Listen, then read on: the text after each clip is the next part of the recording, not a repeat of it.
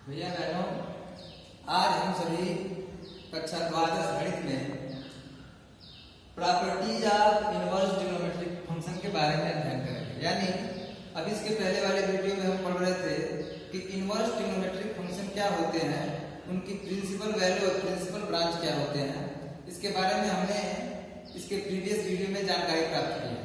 आज हम सभी properties of inverse trigonometric function के बारे में अध्ययन करेंगे। तो आप जानते हैं कि इनवर्स ट्रिग्नोमेट्रिक फंक्शन के कुछ प्रॉपर्टीज भी होते होंगे, जैसे ट्रिग्नोमेट्रिक फंक्शन के प्रॉपर्टी होते हैं, उसी तरह से इनवर्स ट्रिग्नोमेट्रिक फंक्शन के भी कुछ प्रॉपर्टी होते होंगे। उसको फिलहाल के लिए हमने दो सेटों को यहाँ पर लिखा है, सेट 1 और ये है सेट 2। सेट 1 में साइन इनवर्स x की वैल्यू cosec इनवर्स 1/x के बराबर होती है, जहां x बिलोंग करता है, x belongs to in closed interval -1 से लेके 1 तक, और माइनस है यहाँ पे 0। इसका मतलब ये हुआ कि इस अंतराल में इस -1 से लेके 1 के बीच वो सारी वैल्यू होगी, केवल उसमें 0 नहीं होगा। यानी यहाँ पर यह फार्मूला जो आपको दिख रहा है, ये फार्मूला तभी सही होगा जब x की वैल्यू को हम इस इंटरवल से निकाल के रखेंगे। मनमानी नहीं है कि हम किसी वैल्यू को वहां रख देंगे वो सेटिस्फाई हो जाएगा। उसके लिए टर्म्स एंड कंडीशंस है, और वो टर्म कंडीशंस क्या है? वो टर्म कंडीशन ये है कि x की value will be always belongs to in closed interval -1 and 1 where does not exist only one element 0। यानी यहाँ पर ये x की जो वैल्यू है, हम केवल वही पुट कर सकते हैं जो इस अंतराल में हो। और इस अंतराल का क्या मतलब है? इस अंतराल का मतलब यह है कि -1 से लेके 1 तक की वैल्यू को हम ले सकते हैं, इसके बीच की केवल एक वैल्यू 0 हम ले लेंगे। तो यहाँ पर दिया गया है कि इसकी वैल्यू sin इनवर्स x की वैल्यू cosec इनवर्स 1/x के बराबर, cos इनवर्स x की वैल्यू sec इनवर्स 1/x के बराबर, tan इनवर्स x की वैल्यू cot इनवर्स 1/x के बराबर। इसी तरह से cosec इनवर्स x की वैल्यू sin इनवर्स 1/x के बराबर, ऐसे sec इनवर्स x की वैल्यू cos इनवर्स 1/x के बराबर, और cot इनवर्स x की वैल्यू tan इनवर्स 1/x के बराबर होती है। यानी पहले सेट में 6 आपके ये प्रॉपर्टीज हैं, दूसरे सेट में हम आएंगे, दूसरे सेट में भी 6 प्रॉपर्टी है, और वो 6 प्रॉपर्टी क्या है? वह है sin इनवर्स -x बराबर होता है -sin inverse x, cos inverse -x बराबर होता है पाई -cos inverse x, tan inverse -x बराबर होता है -tan इनवर्स x, और इसी तरह से ये cosec sec और cot के लिए लिखे गए हैं। तो सर्वप्रथम हम इनवर्स ट्रिग्नोमेट्रिक फंक्शन के पहले सेट में जो हमारा फार्मूला है, इसको हम डिराइव करेंगे, क्या sin इनवर्स x की वैल्यू इसके बराबर होती है या नहीं। तो आइए हम आपको पहले सेट ऑफ फर्स्ट के फर्स्ट वाले गुण को हम प्रूफ के माध्यम से आपको बताते हैं। देखिए, हमको प्रूफ करना है sin इनवर्स x बराबर cosec इनवर्स 1/x। यहां पर देखिए, हम मान लेंगे कि माना sin इनवर्स x बराबर y, इसको मान लीजिए समीकरण नंबर 1।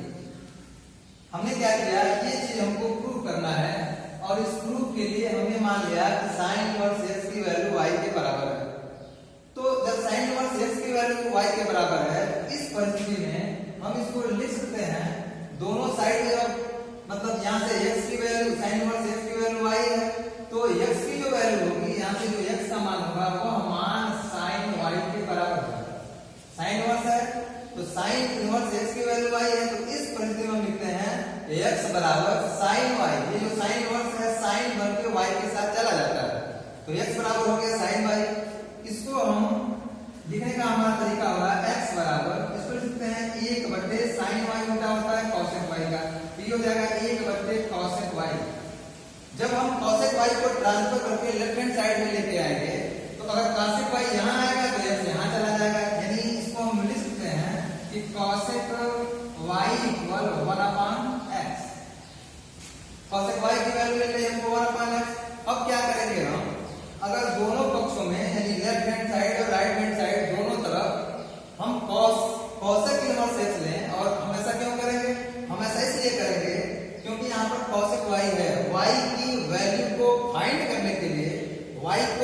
करने के लिए कॉसेक से हम क्या करेंगे, दोनों पक्षों में कॉसेक इनवर्स लेंगे। तो जब हम कॉसेक इनवर्स लेंगे तो कॉसेक इनवर्स से ये कॉसेक कैंसिल आउट होगा और यहाँ पर वैल्यू मिलेगी हमको y बराबर, इधर मिल जाएगा हमको कॉसेक इनवर्स 1/x। y की वैल्यू मिल जाएगी कॉसेक इनवर्स 1/x। जैसे हमने लिखा है sin इनवर्स x बराबर y माना हुआ है, तो x की वैल्यू ये वाला इधर चला जाएगा, x की वैल्यू हो जाएगी ये x, ये तो अपनी जगह पे है x की वैल्यू, और ये y है sin जो है y के साथ चला जाएगा x बराबर sin y। यानी जब x बराबर sin y हो तो उसको लिखते हैं हम y बराबर sin इनवर्स x। उसी तरह से cosec y बराबर 1/x है, तो यानी y की जो वैल्यू होगी cosec के बदल जाएगा, y बराबर cosec इनवर्स 1/x। तो ये आपका हो गया समीकरण नंबर 2। अब आप अगर 1 और 2 को, यानी समीकरण 1 और 2 को देखेंगे तो यहाँ sin इनवर्स x की वैल्यू y के बराबर हमने मान रखी है, और यहाँ से आफ्टर सिंप्लीफिकेशन रूल्स का हम प्रयोग करते हुए हमने ये पाया कि y की वैल्यू cosec इनवर्स 1/x के बराबर है। यहाँ इसकी वैल्यू y के बराबर है और यहाँ इसकी वैल्यू y के बराबर है, यानी 1 और 2 से हम कह देंगे कि sin इनवर्स x की वैल्यू cosec इनवर्स 1/x के बराबर है। तो यहाँ लिखेंगे हम from first and second we have, क्या मिल जाएगा हमको मिलेगा कि sin इनवर्स x की वैल्यू भी y के बराबर और cosec इनवर्स 1/x की वैल्यू भी y के बराबर। तो यह वैल्यू इस वैल्यू के इक्वल होगी। तो यहाँ लिखेंगे हम, अतः sin इनवर्स x बराबर हो जाएगा cosec इनवर्स 1/x। तो इस तरह से हम sin inverse x equal cosec inverse 1/x को प्रूव कर लेते हैं। इन द सेम मैनर हम क्या करेंगे, cos इनवर्स x बराबर sec इनवर्स x प्रूव कर सकते हैं। इसी तरह से tan इनवर्स x बराबर cot इनवर्स 1/x प्रूव कर सकते हैं। इसी तरह से हम cosec इनवर्स x बराबर sin इनवर्स 1/x प्रूव कर सकते हैं। तो ये एक प्रूफ के चरण है। इस तरह से हम इसके जो अन्य 5 बच रहे हैं उन 5 को हम प्रूव कर सकते हैं। उसके बाद देखिए, अब ये तो आपका पहले सेट का ये पहला हमारे पास वो था। अब हम दूसरे सेट को प्रूव करने का तरीका जानेंगे। तो दूसरे सेट को प्रूव करने के लिए हमको जाना पड़ेगा क्वाड्रेंट सिस्टम में।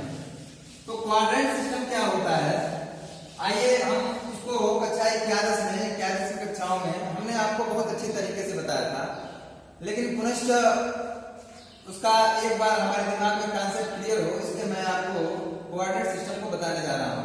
थोड़ा उस पर ध्यान देंगे। मान लीजिए ये आपका फ्रेम ऑफ रिफरेंस है। इस फ्रेम ऑफ रिफरेंस में ये y एक्सिस है और ये x एक्सिस है, यहाँ पर ओरिजिन है। इसको कहते हैं, ये कहलाता है फर्स्ट क्वाड्रेंट, ये आपका है सेकंड क्वाड्रेंट, ये आपका है थर्ड क्वाड्रेंट और ये आपका है फोर्थ क्वाड्रेंट। इस प्रत्येक को हम क्वाड्रेंट के नाम से जानते हैं। क्वाड्रेंट को हिंदी में कहते हैं चतुर्थांश, यानी चतुर्थांश को चतुर्थांश कहते हैं। तो इसमें बताया गया था आपको कि एक कोडिंग होती है E, S, T और C। इसका मतलब A का मतलब A is notation for all trigonometric function, यानी साइन से लेके कोसेक तक 6 के 6 त्रिकोणमितीय अनुपात इसमें पॉजिटिव होते हैं।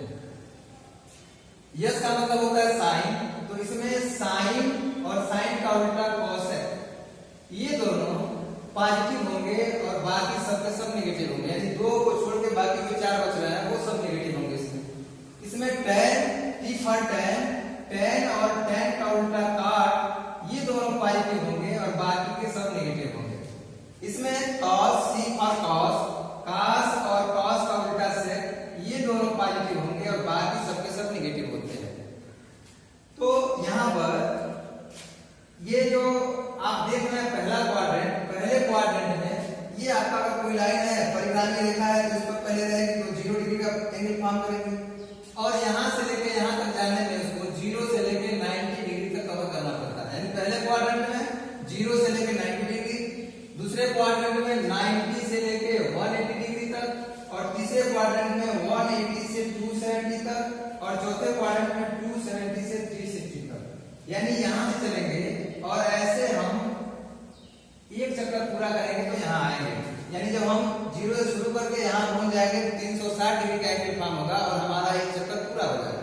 पुनः जब यहाँ से चलेंगे तो यहाँ से हम चलेंगे फिर आएंगे यहाँ पर, तो फिर हमारा एक चक्कर पूरा होगा। यानी एक चक्कर चलने के लिए हम यहाँ से चलते हैं और ऐसे घूमते घूमते फिर यहीं पर आते हैं, हमारा एक चक्कर पूरा हो जाता है और एक चक्कर में हम पूर्णतः 360 डिग्री का एंगल फॉर्म करते हैं। तो अब यहाँ पर आपको हाई स्कूल की कक्षाओं में पढ़ाया गया होगा कि एक वैल्यू होती है, अगर लिखा हुआ है साइन माइनस थीटा तो इसकी वैल्यू होती है माइनस साइन थीटा। अगर कॉस माइनस थीटा लिखा हुआ है तो इसकी वैल्यू होती है केवल cos theta positive. tan minus theta लिखा हुआ है तो इसकी वैल्यू होती है माइनस tan थीटा। ये कैसे होती है, आइए हम इसको जानते हैं। Sine minus theta equal to minus sine theta आपको बताया गया होगा पॉजिटिव से नेगेटिव एंगल के बारे में। तो पॉजिटिव एंगल कब होता है और नेगेटिव एंगल कब होता है, इस पे थोड़ा सा हम ध्यान देंगे। ये हमारा फ्रेम ऑफ रेफरेंस है। जब हम हमारी गति इस परिक्रामी रेखा से इधर की ओर होती है, इधर की ओर होगी, यानी इस डायरेक्शन में क्लॉकवाइज डायरेक्शन में जब गति होगी तो इससे जो एंगल फॉर्म होता है वो होता है नेगेटिव एंगल और उसको रिप्रेजेंट करते हैं माइनस थीटा से।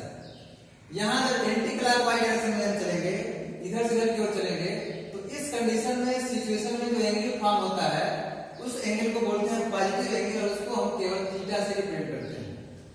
आपको बताया गया है कि ये पहला क्वाड्रेंट है, ये दूसरा क्वाड्रेंट है, ये तीसरा क्वाड्रेंट है, ये चौथा क्वाड्रेंट है।